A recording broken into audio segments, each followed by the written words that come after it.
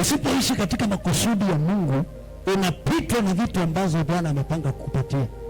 So tunataka kuomba kwa ajili ya kuishi kwa ajili ya makusudi ya Bwana, living for the purpose of God. Hallelujah, Bwana asifiwe.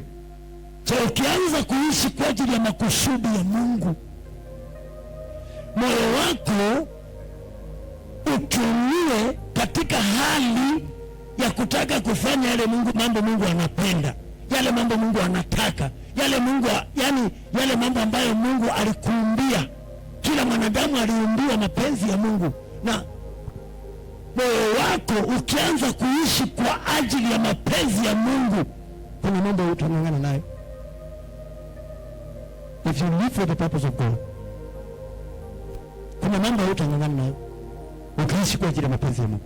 Lakini usipoishi kwa ajili ya mapenzi ya Mungu, itabidi utumie nguvu zako mwenyewe.